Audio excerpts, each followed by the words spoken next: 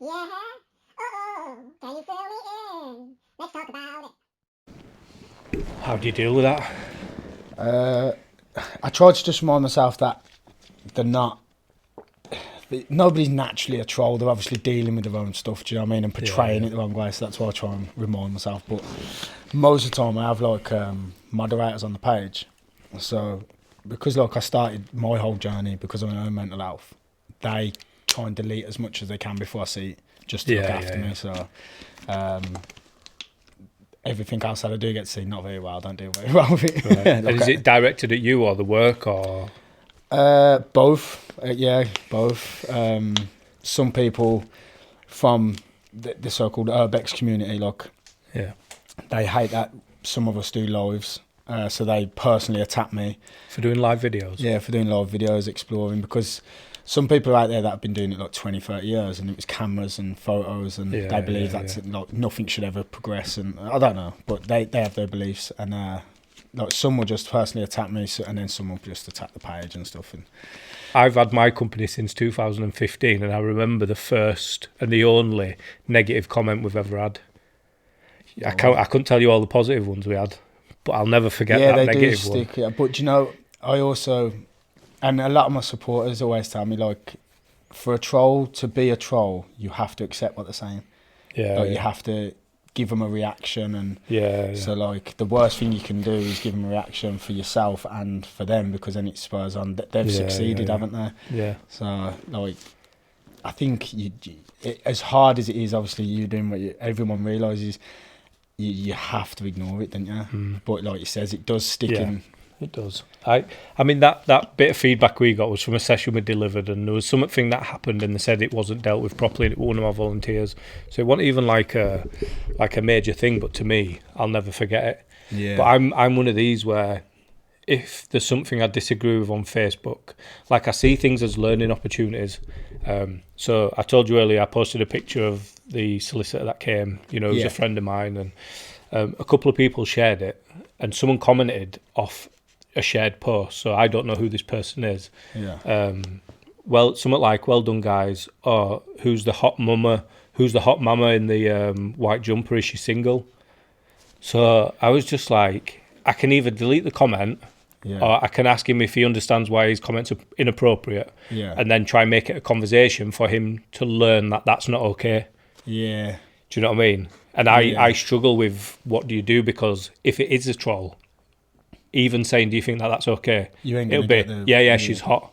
And then it's at what point do you then say, right, this is just someone taking piss? Yeah, no matter what you say back to them, they'll try and find a trolling answer. Yeah. So it's really difficult to police, I guess.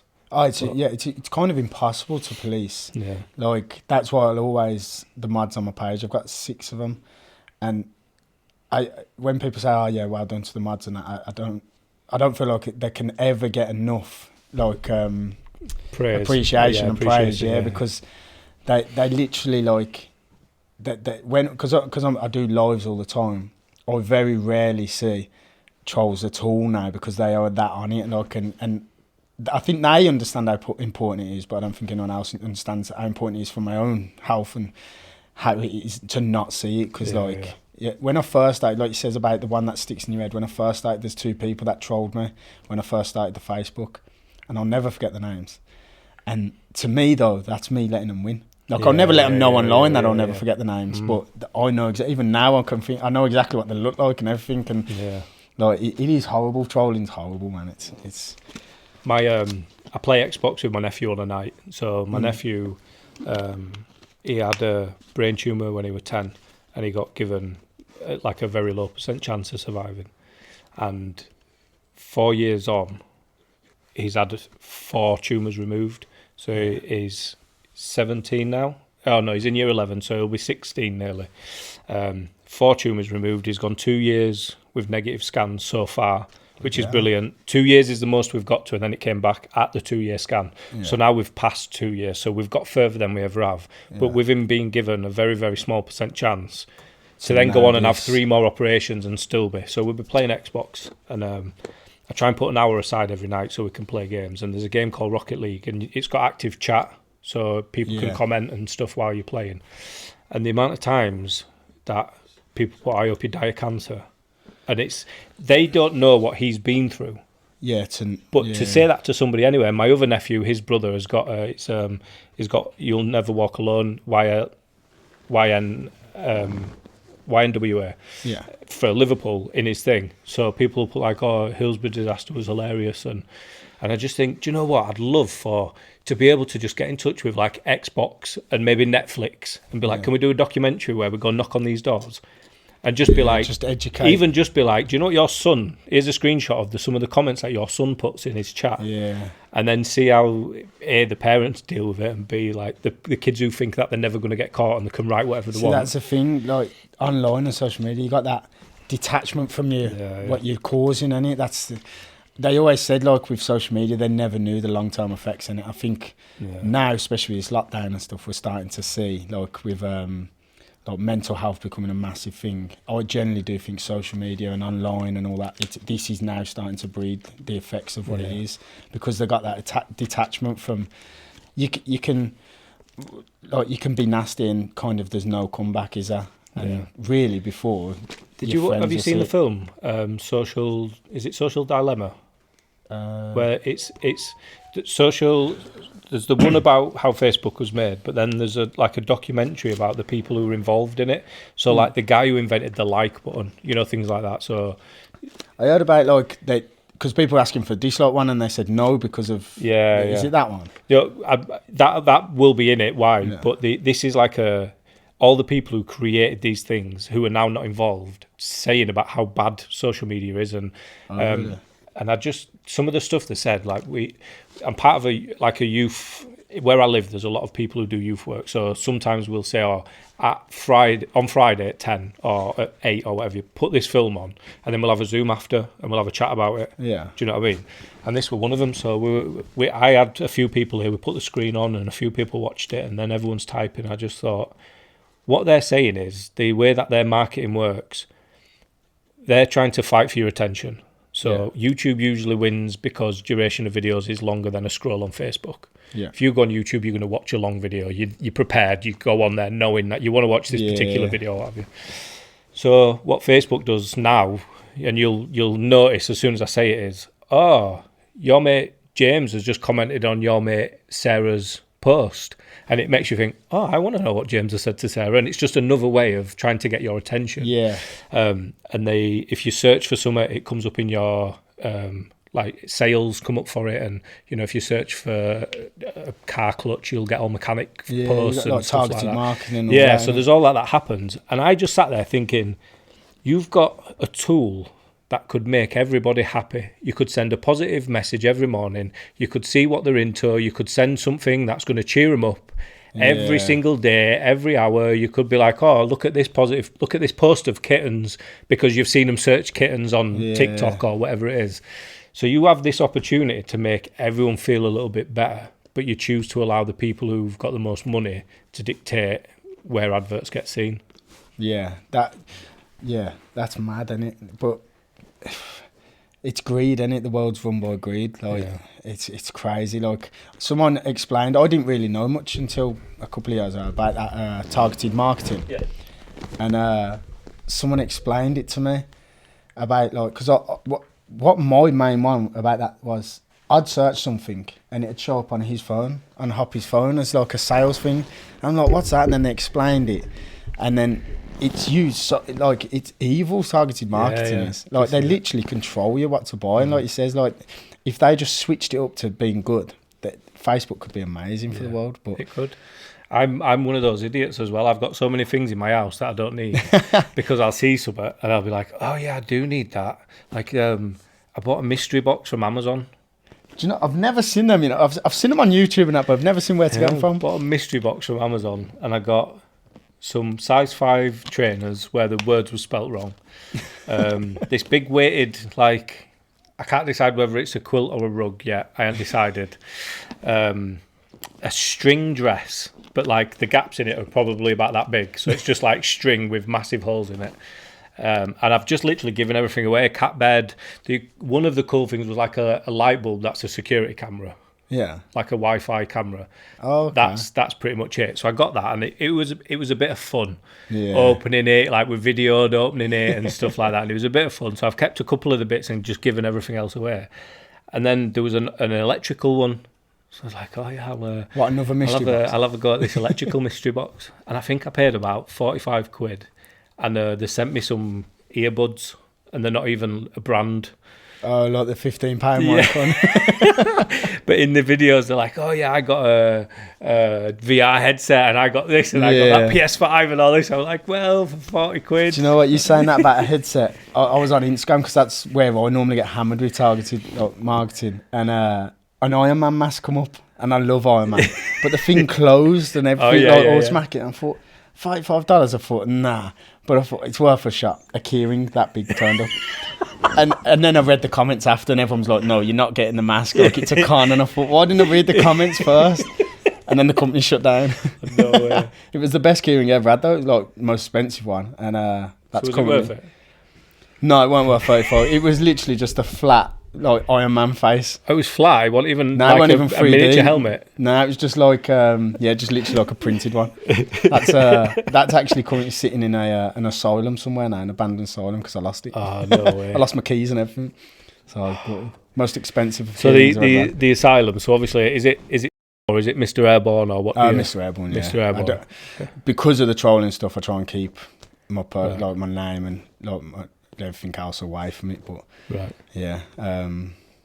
But yeah, I always, it's weird as well, like my mates come with me, and I'm like, I just remember to call me Airborne on the thing. And it's weird. What, in the videos and stuff? Yeah, in the videos. And they're doing, they call me Airborne. I think, I feel like, part of me thinks, like, when I tell my friends, remember to call me Airborne, it's like I'm acting like I'm famous. But really, it's just because I'm trying to keep that, like... Don't look me in the eye, call me Airborne, and walk 3 steps behind. Yeah.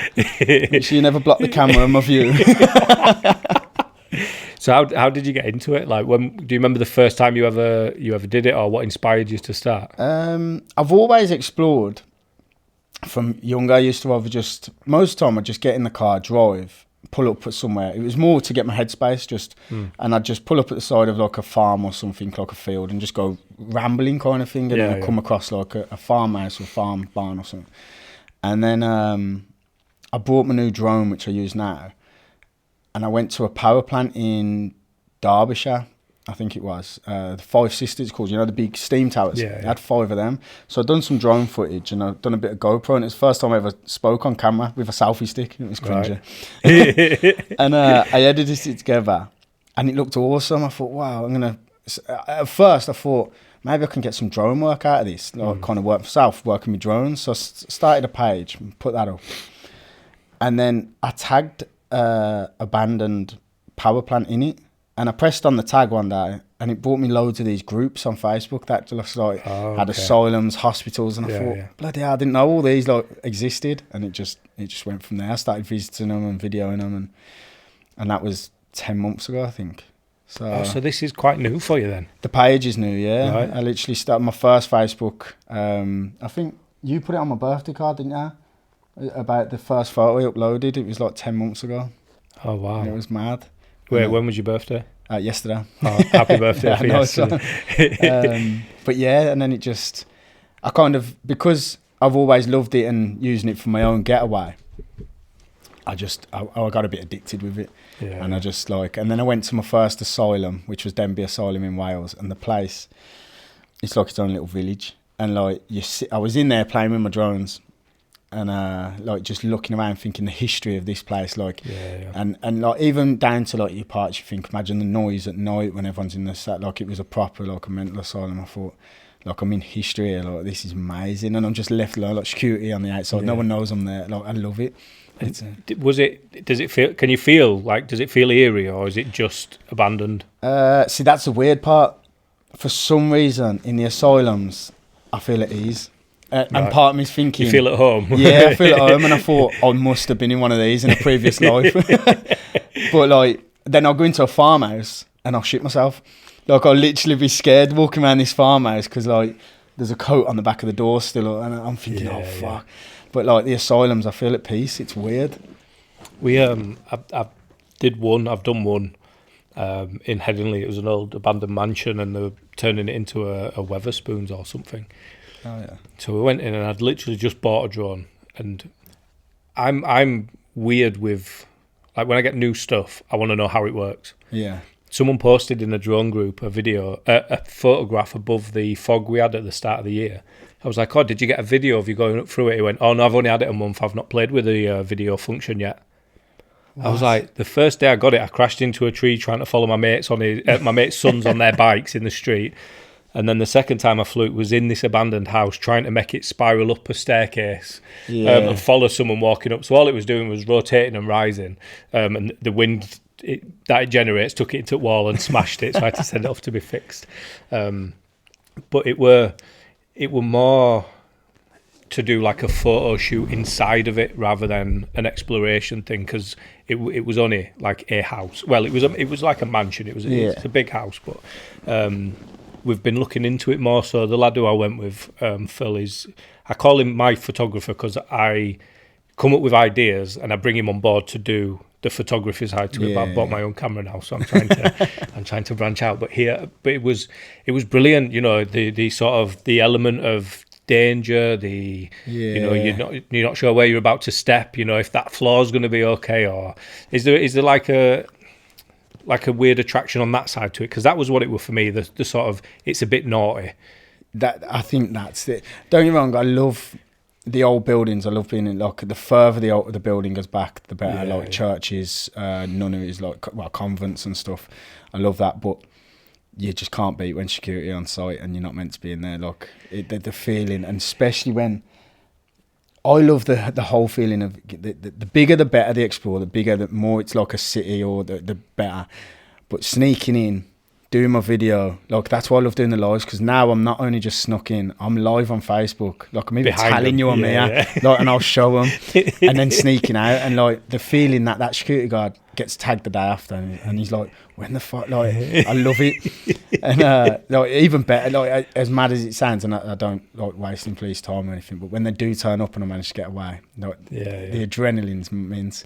But there's also the other, like, some of these places, especially since I started the page, there's houses just left from like the 70s and 60s with, like, when I say like things in, not just a chair or a table, like the jewellery, the toothbrush is still in the toothbrush holder, like the day. Do you know what I mean? So like that part, I've just got goosebumps saying that, because that toothbrush thing, it really does resonate with me, because I think that person put that toothbrush there and never returned. Yeah. Do you know what I mean? But like we've done some like photo albums, and like me and Gaz done one up Scotland. We'd done a Scotland trip, and the floor had gone, but there was like a chest of drawers here, and the floor had fouled, like the decay, but no one had been in the trash. The chest drawers slightly at an angle, but it still had the gold chains and pottery, pottery and stuff. Like, it was still in there, like, and I thought nature's taking it back. But it was like, it was amazing to see. But that one was quite eerie, to be fair, because like it was in the middle of nowhere. I couldn't imagine if it was like someone left the house that day and never came back. And then like 30 years. There was one called the Brass House we done, and I did get a bit like these two were with me. And we was in there, and I started the live, and I was like looking around, and the wallpaper had started falling off, but the brass, you know, them plaques they have, and they're like imprinted like a horse and carriage and stuff made out of brass. Them were all on the walls, and they were holding, the wallpaper had folded over them, because the wallpaper was decaying off, but the brass, like, they were still on, it was holding it up. And then like the chair was like still clean, and the floor had gone underneath it, but the chair was still in piece, like everything was still in place. And I says, like, this is too much of a time capsule. I feel like the person left yesterday. I was like, I just want to leave. So we left that one. Like, I was like, it's too. I felt like it was too personal. I feel like I was in someone's house. It was weird. But it'd been derelict like 12 years. Like, so how do you find out about these, and how come they don't get damaged, or like, is it? Well, that's a massive thing with especially the Facebook communities. Like, people say we don't share locations because, especially with lockdown, every man and his dog's been doing it because there's nothing else to do. So therefore, normally you'd get like photographers, they'll go in, sneak in, they won't touch anything, take your photos, leave. Now you're getting groups of lads that go in and think, boy, a gold chain, I love that, I can sell that. Boy, a brass suit, like, I can sell. And then, window, I'll smash that. So like, everyone the no location thing. You like even more now than ever. You have to build up a rapport with other explorers before you can swap. Or and some people like some other ways you just troll Google Maps. They say like I've done it once or twice, not too much, but like you'll see like a woods with like a little roof and half the roof is missing, and you think, let's go and check it out. And then when you do check it out, and it's like this time capsule, it's amazing the feeling. Fucking hell. What's the furthest you've gone?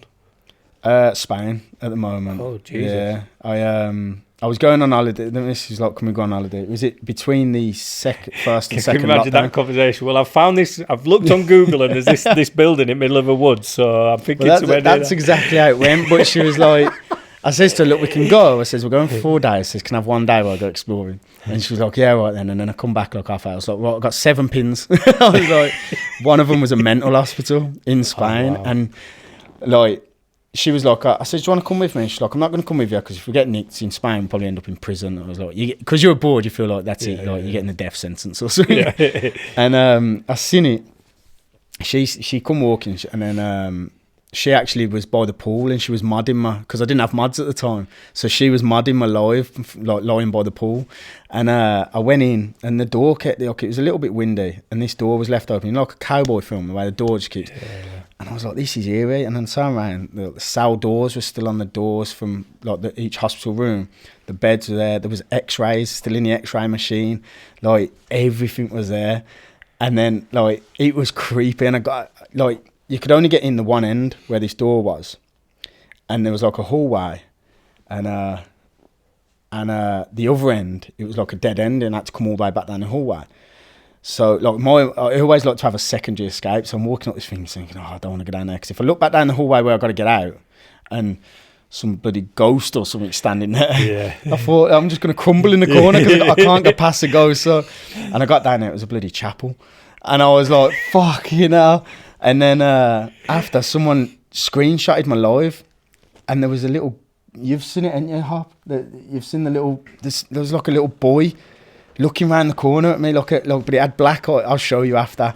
Like, I don't believe in it. I'm very sceptical about it, but this is the only thing I can't explain. Is that something we can share? Yeah, Oh, yeah, cool. So if you send me it after. Yeah, I'll send it after, yeah. It was freaky. Because someone went, have you seen that, like, the boy that was following you? It was like, did someone come in? And I was like, what do you mean? Then they put it on the page. And you go back in the live, and I face the camera, say there, and there's nothing there. And I look, and there's all like, like prison dinner trays. Like the stacks of them. So I look at the dinner trays and then as I come back you just see this boy looking around the corner with like black eyes and everyone's going, it must have been a chair. And I'm like, so you go back in the live and you can see there's like when I was at that place and there's no chairs, nothing. So it's in the live, so it's not something he's screenshot and then added, it's still in the live video. Yeah, you see it in the live video, look round. It gives me goosebumps now because I can't explain it. Everything else I'm like, it could have been windy. I've had doors slammed in my face and stuff. And I'm like, it could have been the wind. Like I like to debunk things because it scares the shit out of me. Yeah.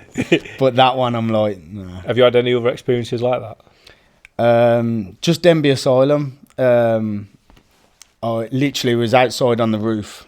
I was about to step in for the first time. And as I've stepped down, the door in front of me slammed. Like just fully slammed. And I thought, fucking hell. I was with other people though, so I was like, the door just slammed. I was like, someone don't want us to be here. And then, but it wasn't a windy day, but it could have been the wind. So I'm like, yeah, it was the wind. Yeah. I don't know how I'd feel about that. Like we're in the basement of a mill now. We're opposite Armley Prison. And there's some days where I'm here till 2-3 o'clock in the morning. And I think to myself, if it's going to be haunted, that's the time I'm going to see it. Yeah. And I've never seen anything. But someone always said to me, never look back into a dark room. So like when I'm leaving here, if I turn the light off and then turn around and pull the door towards me, I'm more likely to see something that's not there because my head's going to your brain play tricks.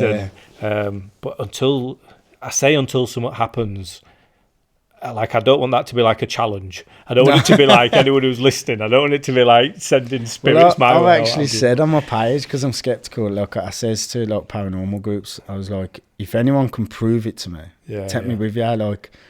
And we are going out with a couple soon, like, because I'm very skeptical, but I'm like, if it is real, I'd like to know. Yeah. But I don't believe it is at the moment. Yeah. See, I'm I told you before, with most things, I'm sort of not on the fence, but I try and find reasons for both sides. Yeah. So I'll go to my friend's grave and I'll talk out loud as if he can hear me. Yeah. But I don't believe in ghosts and spirits, so why am I talking out loud? So there's got to be an element of something where I think he can hear what I'm saying. Yeah, something you believe it, yeah. So what I want to do is get in, like, I don't know what you'd call them, like a spiritualist or like a clairvoyant or somebody, you know, that gives messages or what have you. Yeah. Bring them in, talk to them about it, turn the cameras off, let them do whatever they do, and then put the cameras back on and then talk about what happened. If you've changed your opinion. Yeah, because I know people who've had some really sort of specific messages, but then followed by like some weird stuff. You know, like my friend who I've just mentioned, there were loads of questions around how he died and the guy he was with, and you know, there's been lots of sort of anger directed towards him because we feel there's elements of responsibility. Yeah, stand there.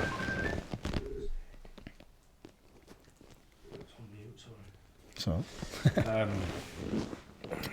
yeah, there was elements of sort of not knowing with the way he died. So he came back and told his mum something very specific that no one else knew, but nothing to do with how he died or anything. And what do you mean, like come back after he'd passed? So she went for a reading. Yeah.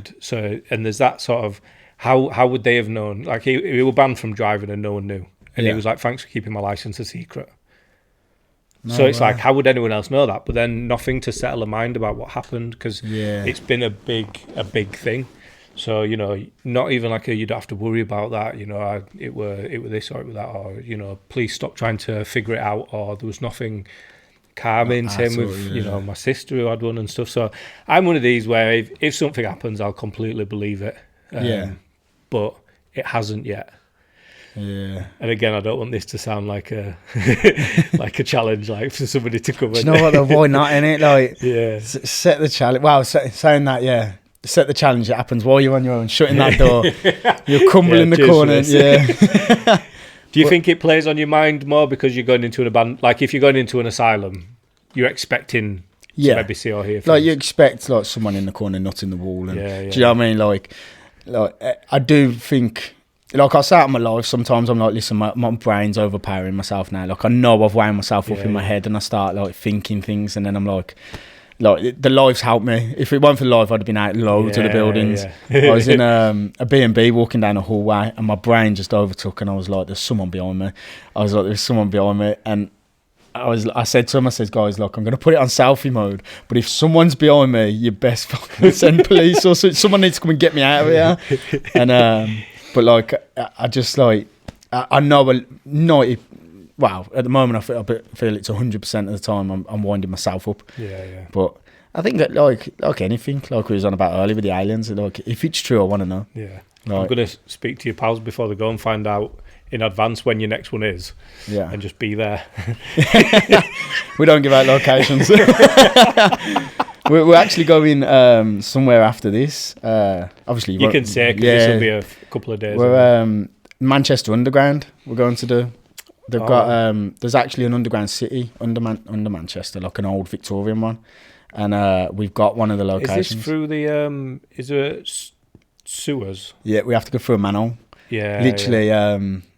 I can't really say. No, don't say where it is, obviously. Yeah. I think there's a couple of entrances that you have to go through manholes, but this one's like the security on the CCTV are going to be like, what the fuck are them doing? Because we're going to it's right in the heart of Manchester. So how do you put up like a tent or and then go through the floor, or is it how are you going to do it? Is it we're just going to walk up and lift one at a time, or are you just all going to go and? No, we're all just literally going to get there, lift it up, go down and put it back on. Right. Okay. They said, "Oh, now leave it off," and I was like, "If some fucker falls down while we're down there," I was like, "We're to blame." I was like, "So we'll put it back on." Comes down as you're going downstairs and takes exactly. So no, we're literally just gonna we just walk there, rip it off. Yeah. If you know something happens, like old Bill happened to drive past at that exact point, then it wasn't meant to be, and we'll try again. Yeah. But have you had run-ins with police before? Yeah, loads. What happens? Do they just tell you need to leave? Yeah, because all we're doing is trespassing, which a lot of people don't understand. it's civil. It's civil, yeah. If you're trespassing with intent to do something else, yeah, if you're going like trespassing with intention to rob is then burglary, which yeah, is it's a criminal burglary, offence, yeah, exactly. But if so what I always say is like, I use the bank. I done an abandoned bank, and some blokes and me climbing in through the window, me and my brother, and phoned the police, and armed police turned up, 2 dog units. They put a stinger under my van in case I was trying to get away. Like, they generally thought I was robbing a bank. An abandoned bank. Yeah, but opposite, there was a high street, there was an abandoned one here and a legit one here. But I didn't know that. And so did they think you were trying to go under? No, they just got a phone call saying there's 2 lads robbing the bank, like climbing into a bank, breaking in. And I was in there and I just started the live, and I seen out the window and this geezer, and he was on the phone. He was like, yeah, they've just gone in the bank. And I thought, oh, fuck. And I thought, oh, fuck it. Like, you know, it is what it is. Let's crack on. So I went downstairs. This bank was actually cropped out. Like, it'd been abandoned for that long. Someone had put a grow in it. Not at the time it was in there. Like, it'd gone. And I got to the bottom and I heard this dog barking right outside the main. I was at the main doors of the bank, and the other side, they was all screwed shut. And the other side, I heard this dog barking. I was like, fuck. I was like, Gaz, police are here. So we went back up, and all you could hear was, I've got it on my YouTube, and all you can hear is dogs barking galore. And I was like, fucking hell, how many dogs are there? And the copper was going, come out with your hands up and stuff like this. And I was saying to Gaz, I always try and find a secondary exit out. So I was looking, going, how are we going to get on the roof? Because I know these are joined, so we can get down the high street. Yeah. And I was looking, going, we can't get all there. We couldn't get out. And I was like, fuck, we got like the one time we've got to give ourselves up. So I popped my head out the window. Dog unit there, like an armed response unit there, and they're like, come out, we know there's 2 here, come out. I'm like, yeah, I'm just live streaming, like. And he was like, he looked at me as if to say, huh? So I climbed out, and he went, and the other one, I know there's, I was like, yeah, chill, he's just holding my gimbal, and I was still on live. So I was like, I says to him, look, just so you know, because I always tell the police I'm live. I was like, always tell them I'm live, because it kind of calms them down quicker, because they're like, okay, it's not just these eyes on me. Yeah. I got a GoPro on my head. My brother's got one on his chest. And they're like, you need to come down. And I'm like, I'm just live streaming, just so you know. And he was like, end your live. I was like, you can fuck off. Like, I'll end it when I get down. And we got down. They put us in cuffs. And they was like, what are you doing? I says, I'm just documenting the abandoned building. And they were like, well, we got a phone call. And I says, no. And I was looking, I was going, bloody armed response. And like, I was like, what, it's a bit excessive, innit? And they were a bit moody at first. But as soon as I'm like, no, mate, I says, I'm just exploring. I says, I was live. As soon as you realise you want the dick and you were, They are 99% of the time, the police. And I always try and give them as much credit as I can, because I've only had one copper that's been a dick, even after he's found out what I was doing. Yeah. Everyone else, like that bank one, the police were getting a lot of hate because it was really like aggressive to me at first. So I released the GoPro footage of what happened after, when we was all having a laugh. They actually was talking about other abandoned places. They were like, oh, there's a hotel. Like, they were taking a piss out of another copper that got married 3 times in this hotel. They were like, that's now abandoned because of him, because it's a curse. No one will get married there. So like, we was having a laugh. So I released that footage to kind of give them the props, like to say, they're just doing the job. They start up here, they come down once they realise. So, 99.9% of the time, the police are sound. The thing is with the police as well, especially the armed response, their training is you go in loud because it makes you freeze. Like you panic. Yeah, of course. You don't have a chance to think. So that's why when they kick your door in, they come in and they're shouting, "Our police, everybody!" Yeah. And it's like, "Fuck, what do we do?" Yeah. So it's to throw you off guard. So. Well, it was actually, he said it on the GoPro footage I released. It was the armed cop that said that to me. He says, "Look," that's when he says, "We start up here." He says, and then we bring it down quick. And we had a right laugh. Yeah. And I was like, "Can you get the stinger from under my van now?" And it was all like, "No, that's it." They were sound, to be fair.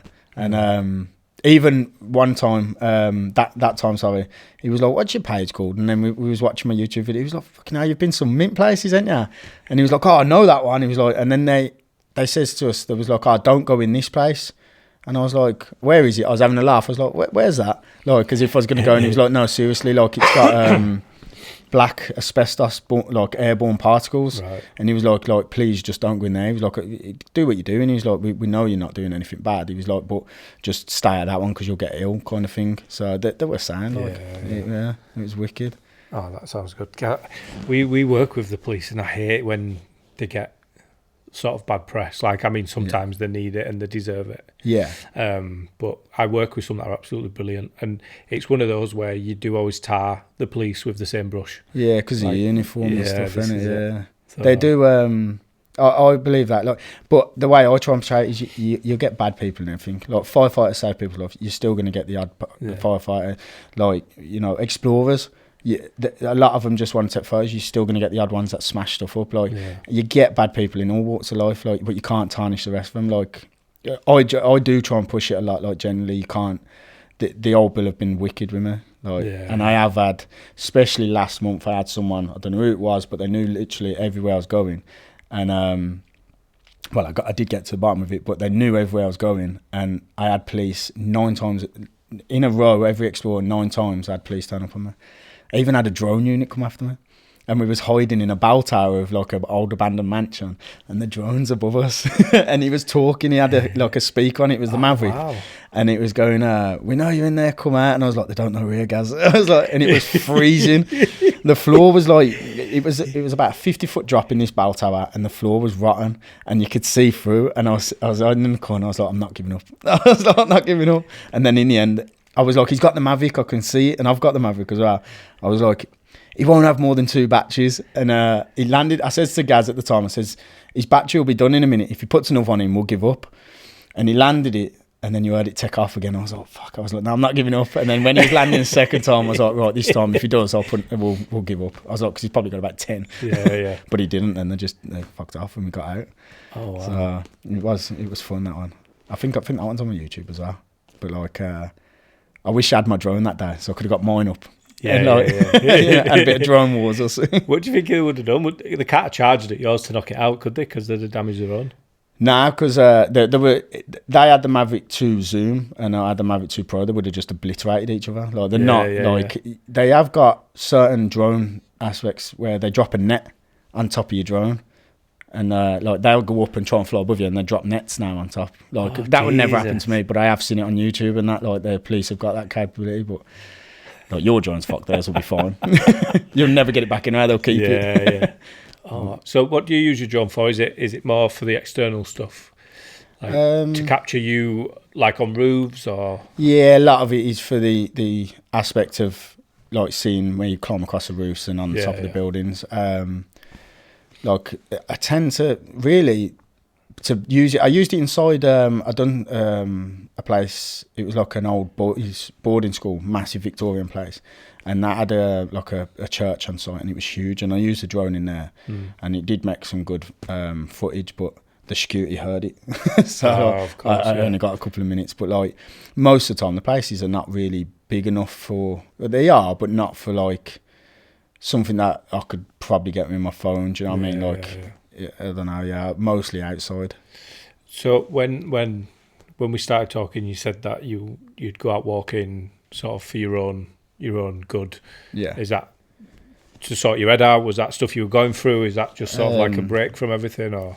Yeah, it was. I was in a bad way a couple of years ago, and like not just exploring, but going out on my own and just doing what I was doing, playing with drones or whatever. It helps massively. Just getting my own headspace and just chilling, just kind of detaching from the world. Yeah. Do you know what I mean? And that's I always say it on my lives and stuff. I try and portray it, and I'm like. That's back to the trolls and that. I'm like, the mods do such an amazing job because we try and keep the page like a positive place for someone. No matter what you're going through in life, if you think, Mr. Airborne's live, you can come on for an hour, have a good chat with some like-minded people, and just watch a good explore and just chill away from the world for an hour or two. That's why I try and keep it as positive as possible. And since we've been trying to portray that message, a lot of trolls have stayed away as well. Because, like, you know what I mean? How long do you do your lives for? And what is it, on Instagram or YouTube? Or Facebook and, well... So do you do it from your phone?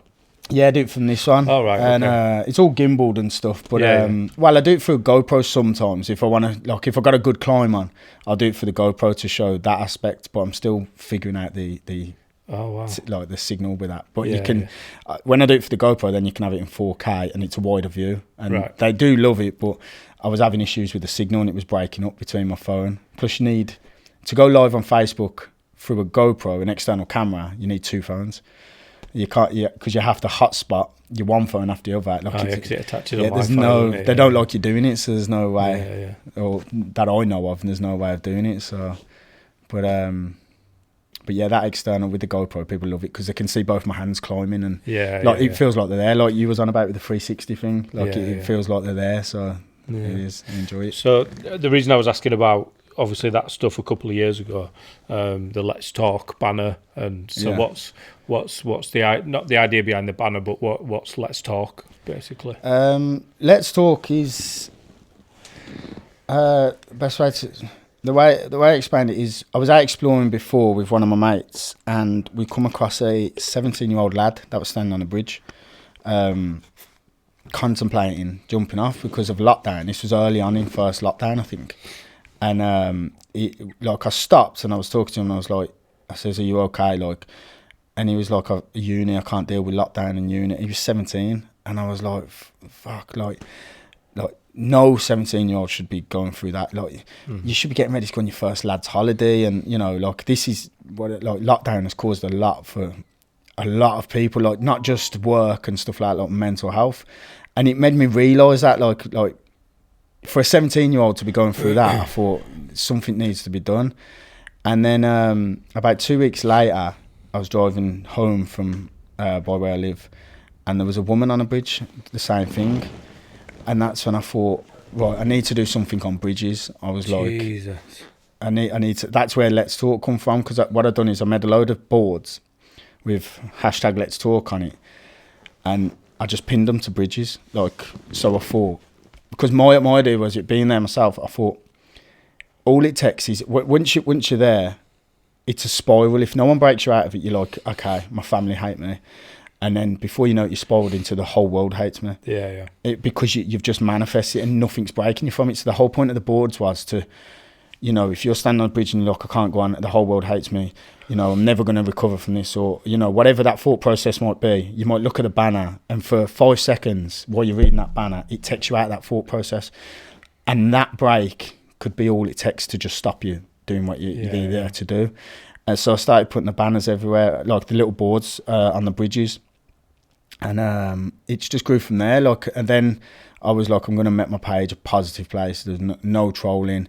Everyone's welcome. Do you know what I mean? You come and have a chat. We have a laugh. I have an amazing group of supporters that on my page as well, and they would talk to everyone. They've got time for everyone. Their inboxes are always open as well for anybody that needed it. And it just manifested from that. And then the other week I decided to go and hang. I thought, because lockdown's coming out, let's try and get the message out more, to just text your friends. I used to say it always on my live, just text say me and you, and sometimes you just get dragged into your own world, and it's rightly so, everyone does. But you think, Jeff's ringing me today, I'll ring him tomorrow. And that's because you're happy or you're okay or in peace in your own life at that time. It feels like nothing to you. I'll ring him tomorrow. But to Jeff or whoever it is, that could be the last straw. Yeah, you might have been waiting a couple of days for that phone call. Yeah, exactly. Finally come and you put it off a day. Yeah, exactly. You put it off a day. So I always used to push, it might be a text or a phone call. It might be just a text or a phone call to you, but to your mate, it could mean the world. Yeah. And it really could. And then it could keep manifesting from there. We're just trying to get everyone to talk again, just check on your friends and family. And that's really the massive idea about it. And there is one thing I do want to say as well. Someone said on one of my lives the other day, someone else was using hashtag Let's Talk, but that's yours. I'm like, no. The whole point is, the more people that do it, the better. It's not mine. It's not anyone else's. If you start using it, if anyone else starts using it, and the more people that talk, if I help one person, do you know what I mean? We've achieved it. But everybody just it's just really to try and get people to just check on each other instead of putting it off for the day. It's just a text. You know what I mean? It could take 15 seconds. But it could really mean the world to someone else. So that's where it's from. We don't really think about that sort of stuff, do we? Where you don't appreciate how much a call to somebody else might mean to them when you're busy. I've got people who ring me, I'll be doing something. I mean, it just happened then, and that's someone who I've not spoke to for maybe over 10 years. So my family are half in London, half in Leeds. Yeah. And that was one of my cousins in London. And when it started ringing, I was just like, oh, she messaged and I've not messaged her back. Yeah, And it's just made me think. Yeah, it's mad. You know, she's trying to reconnect with the family up this end because we've lost touch over I don't know how many years. Yeah. So I'm gonna ring her back as soon as we finish. But even, you know, I've got a friend in Hull. He's 60s. He's retired. He's amazing. He's brilliant. He's ace. I love him. Yeah. But every time he rings me, I'm always doing something. Yeah. And it's always like, oh, I'll call him back or I'll reply and I never do. And then there'll be a point where he'll ring and I'll be able to answer. And then it's always the same start of, I'm really sorry, I've just been. Yeah. And it always starts the same. Yeah. It is easy to get like, and there's nothing against people like, and I do it all the time as well. Like when you're busy, like people are just living their own lives. But like it's just more than anything, it's just a reminder to just think, oh, do you know what? Okay, like you could see #Let's Talk and someone explain it, and you think, do you know what? You're right. 15 seconds, like I'll just do it now, and then it could generally save someone's life, couldn't it? Do you know what I mean? Like that's it. But it is easy to get. I don't know what the word is I'm looking for. Like not stuck in your own life, but to just be there, like doing your own thing. Like we're all trying to make it, or you know, trying to go to work or just trying to be happy, but like it is easy to get I don't know what the word is to explain. I know what you mean. You just sort of get sort of absorbed into your own thing, and you don't really see anything outside. Exactly, and you know, I think because a lot of people are not doing anything through lockdown. There's certain people that are still working and people that aren't. There's people who are working from home. There's people who are just off. You know, if you work in a pub or something, you're furloughed and you just sat at home. Yeah. And you're trying to connect with people who are still hectic. That's still, even more they got overtime. You feel like, like you're just being ignored. A few of my good friends lost somebody, a young lad, to suicide. I know of him, but he wasn't somebody who I knew well. And he helped my friend when he was suicidal, the cousins. Yeah. And he massively helped him and used to ring him constantly and be like, you know, how are you doing? How are you getting on? And then he did it himself. And, you know, he left two little kiddies. I think it was two little kiddies behind. And he was a funny guy. He was the sort of the one you'd least expect. Yeah. You know, he was really outgoing, and when he walked into the pub, like everyone would be like, "Oh, he's here! Look," you know, that sort of. Yeah. He was that guy, and then, you know, when it happened, it's just that sort of that realization of you don't know. No, you don't know how people are, and especially as men, we work with some youth groups, and we're trying to tell lads that, you know, we should be talking about feelings. It's okay to cry. It's not because we're very much like, "Oh, you're a boy. What are you crying for? Yeah. Boys don't cry." You know, and then what happens with that anger or that upset or whatever it is when we're not letting it out, we're keeping it in, and it's not healthy. That's exactly what it's not healthy to bottle it in, like, you know, like you said, the whole stigma of you're a man, you're not meant to be upset, you're not meant to cry and stuff. It's not right. I don't think people need to. Someone always needs someone else to vent on and to open up to. You always need that person. Yeah.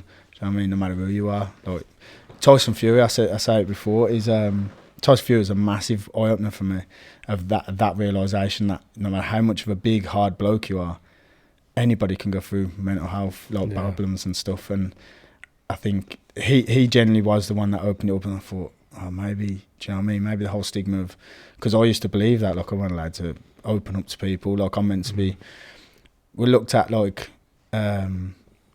We're meant to be the people that people come to, aren't we? Like, do you know what I mean? Yeah. Where, and then he come out openly. It's looked at as a weakness, but it's one of the strongest things you can do is ask for help. Of course it is, yeah. Big thing for me, Mike Tyson. Yeah. He's got a podcast called Hotboxing, and I think it's Eminem he's talking to, and Eminem asks him a question. Do you know, I seen it about 3 days ago, yeah. Yeah, and he's saying, do you know what, I was scared every time I got in the ring. And he was talking about feeling vulnerable and scared, and you just think you would never put that emotion with that man. Yeah. You would never say that he ever looked scared, and his trainer taught him how to switch his aggression on, but never taught him how to switch it off. and he said that had a lot to do with his personal life, with his marriages, and and it was right. You need to go and do your job. So this is how you get aggressive. But there was never a, how do you wind down after from it? Yeah, and we come back to it. Yeah, so, that's mad, that, isn't it?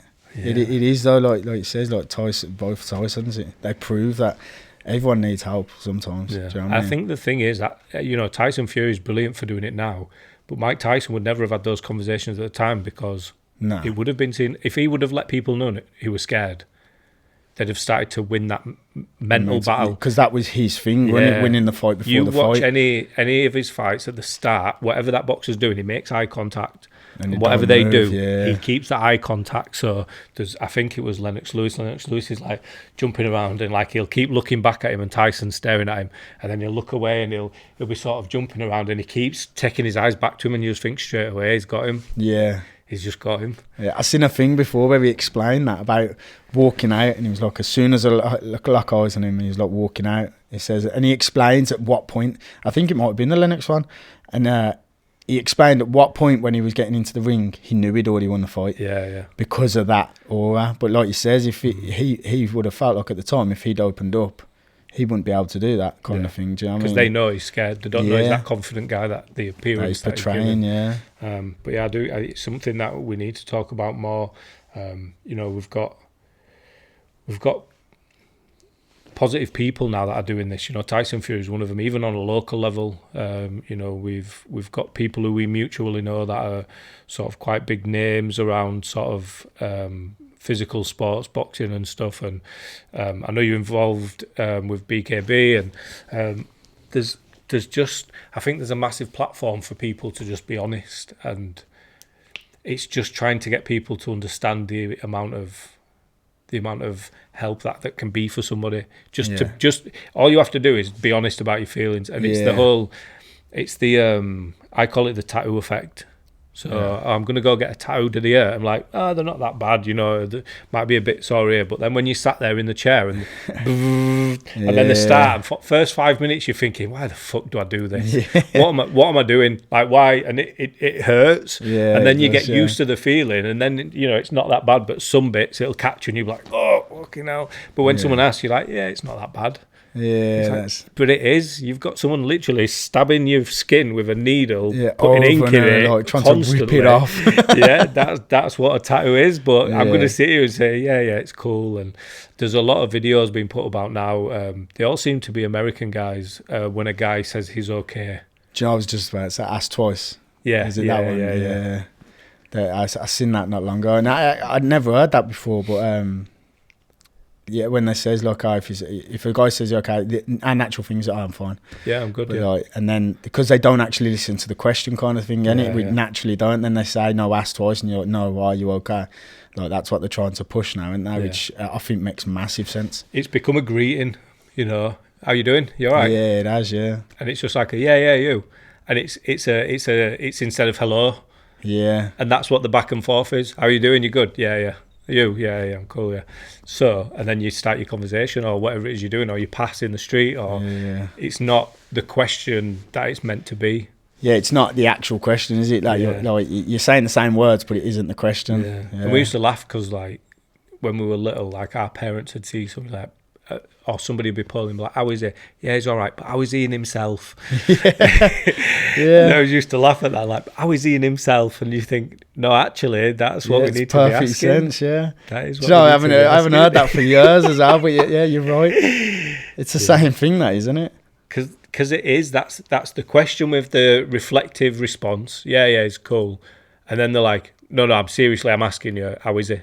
Yeah, it's that sort of that second level of I'm genuinely asking. That's another thing. Like, I am a massive believer that social media has I don't know, downfall of like communities and stuff, but definitely a downfall of communication, because you've got that distance, you got the screen, you got the phone between you, like.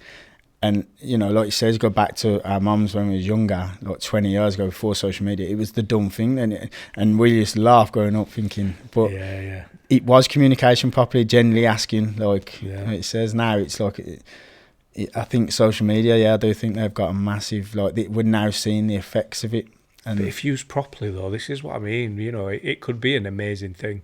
Oh, it could be, yeah. You know, you look at now Zoom calls where you can have, you know, you could say, all right, we're used to doing live videos where people can text in or what have you, but we're going to do a Zoom where we can just have a chat. I do it once a week for the well, supporters. there you go, and that's like we've gone from before social media watching TV and watching people do something to then being able to do live where people can interact with you while it's happening, to Zoom where people can actually have conversations and I think if you do it right and for the right reasons, you know, and as long as technology keeps evolving. Have you seen Black Mirror?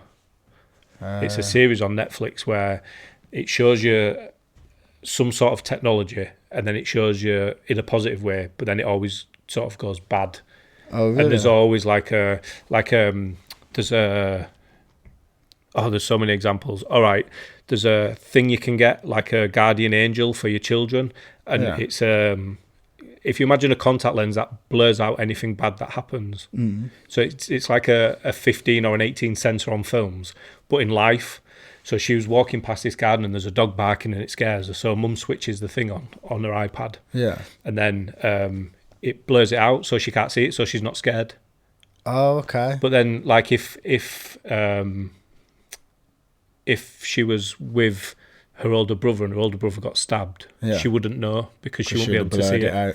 Yeah. So it's that sort of. It could be good if we did it for this way, but then it's also negative. Yeah. You know, because then you're getting the real detachment, and yeah. So there's loads of. None of them are linked. They're all just individual episodes of different like forms same of actors technology. but different So scenarios. It's a good watch. Some of them are really weird. Some of them are really weird. But it's that sort of, you know, technology can be good, but then, and it's like anything, criminals, you bring out technology, tap and pay, chip and pin, whatever it's called, contactless payments. That comes out, brilliant. How cool is that? You don't even need to put your card in. You don't need to touch the buttons. You just go beep. So then they're taking the machines onto trains and tapping guys' wallets for 30 quid a time and just taking money off of them. And then the police are always playing catch up because technology comes out. Criminals learn how to manipulate it. Police have to put something in place to sort of stop it. And by that time, something else has been upgraded. So then it's just that whole cat and mouse thing, isn't it? But yeah, I think mad. It's like there will always be like. Not evil, I don't think that's the right word, but at the moment there's always like you said, both sides, like evil is kind of coming out of everything, isn't it? And I do believe, like, I don't know, like with all the big corporations and stuff, I feel like the good people are kind of blocked at the moment from coming through. Like like Facebook was a thing, like they're on about trying to shut not Facebook down, but they turned it into like a monopoly, didn't they? Where they bought Instagram, they bought Snapchat, and then they made it so. Say, you tried to get an app, where it'd be like Facebook would use it for what we was on about earlier. Good, we were blocked before it'd get anywhere, and do you know what I mean? Because they've already made it to the top. Like, but then, so then, how do people get up there to change the world, kind of thing? Isn't it? You can't, can you? There's got to be a way somewhere. It's like. We was only talking about this yesterday. We've had digital cameras for years, but Kodak bought out the rights for it and shelved it because they make their money through processing. Electric cars came out not long after petrol cars. They didn't go far, but the technology was there. And then the fuel companies bought it out and shelved it because they make the money from petrol. So if you make an electric car, what are they going to do with oil? I've heard that before. They reckon some amazing inventions, patents are just shelved. So you have an idea, and then you think, oh, I'm going to go to somebody with this, and like, yeah, that's brilliant. I'll give you 100 grand for it. Oh, okay, yeah, I'll take 100 grand, and then it's like, right, put that in bin. You never see it again. Yeah, it's mad, isn't it? Yeah. The first time I heard that was something to do with brake discs. Someone I was doing work with, and they were like, some lighter, cheaper material, better material come out to stop cars fast, and apparently it got brought out and shelved because the moulds had already been made up worldwide for these factories that cost billions to mould these old brake discs. They shelved the new design because it cost too much. We're so far behind because of greed. Yeah, we are so far behind because of greed. So then when you look at China, which are 20 years in front, I reckon, but are they in front because of a dictatorship and there isn't greed because the government are involved in everything? Yeah, do you know what I mean? Like. Because apparently, I don't know how true it is. I heard it that like if you have a company in China, 40% shareholders is always the government. I don't know how true it is, but So they're always going to invest in you as a company because it benefits them. Because it benefits them. And then does that stop, like you says, the government never got any interest of shelving anything because it's always better. Yeah. Like, I don't know, it's mad, isn't it? Oh, wow. I don't know how true that 40% is, though, so don't hold me on that. Well, if there's anyone from the government watching this, they'll be like, 40% sounds good. Yeah. So then the British government will start Like, if the Chinese government are watching this, and don't tag me in it. Yeah, I had a Huawei phone, and I was going to upgrade it to the new Huawei phone, but the Americans have said that we're not having naught to do with them because they're spies. So you can't get YouTube on it. You can't have Play Store. So they had to create all their own Chinese versions of everything. Wasn't TikTok the same as that as well? Yeah. But what happened? Because now TikTok's pushed worldwide. So because did they buy into it? It was bought out, wasn't it? Did Facebook buy that as well? Because I know they've bought WhatsApp and... I knew they had WhatsApp, yeah. Because I think now when you do a certain thing on there, the Facebook logo comes up instead of WhatsApp. Yeah. But I knew TikTok was getting blocked at first because it was China owned. And apparently there's no think about your details. The government can get access to any, because they own, this is where I heard about the 40%, because they own 40% of everything. They're allowed the details that are inputted into them companies. So that's worth 40% in itself. No, that's what I heard about it, and that's why the American were blocking it. So, but then I've noticed recently it's gone everywhere. So I thought they must have done something. Yeah. Because they've allowed it. So, but Facebook bought it out. It makes sense. But they don't care, do they, China? Like, you want a Range Rover, they just make a Range Rover. Like, they really don't care. But then they're 20 years in front of us. Like, you don't know who's wrong. I know. Do you know what I mean? It's one place I'd like to go just to be amazed by the city and, you know, the technology that they do have. Definitely, I'd love to go to China. So what's your YouTube channel? What's that called? Just Mr. Airborne. Right. I think it's Mr_Airborne on YouTube. Right. And what other social media have you got? Facebook, Instagram. And is it the same on all of them? Yeah, Instagram's 2 underscores, Mr. and then 2 underscores Airborne. Somebody's got Mr. 1_ Airborne. Yeah, it's a pilot. Yeah. Oh, right, which makes sense. Yeah, I suppose.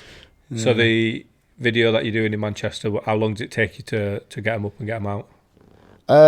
It all varies. I've literally got a backlog of about 80 explores to edit, like, because I do all the exploring. Did you say 8 or 80? 80. Yeah, like, I've got a 4 terabyte hard drive, which is almost full now, and of footage and and all my SD cards. Like, I'm going out with GoPro now, and on the way I was deleting, going, oh well, I don't need that video because I haven't wiped all my memory cards or anything. Like, I've got that much footage. So, but it's all like, at the moment I try and get a YouTube premiere out every Saturday night, and then obviously I go live mostly Tuesdays. Sundays now, all my sports call Airborne Day because I'm out Sundays no matter what. Right. And I swap Thursdays and Fridays around depending on what fits. Right. So, yeah. Oh, we're in planning for the next banner. Right. Did you get into trouble for that or not?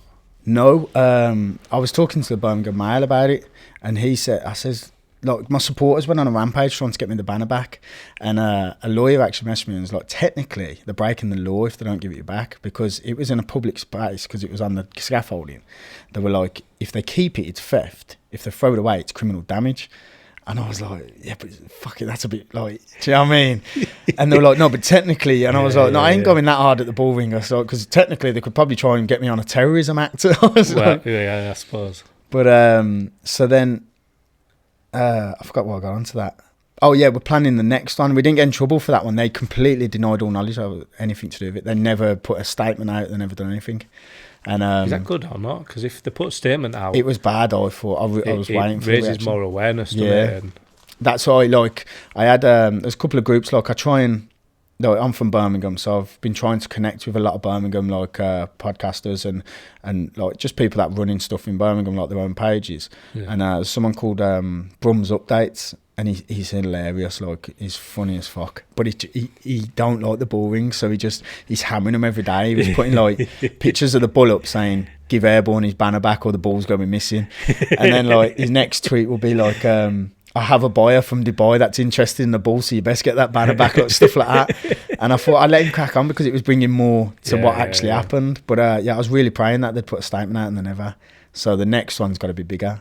Right. So my whole thought process behind the banner is, I'm just going to keep going. The way I try and base it is the way Banksy does his, where next?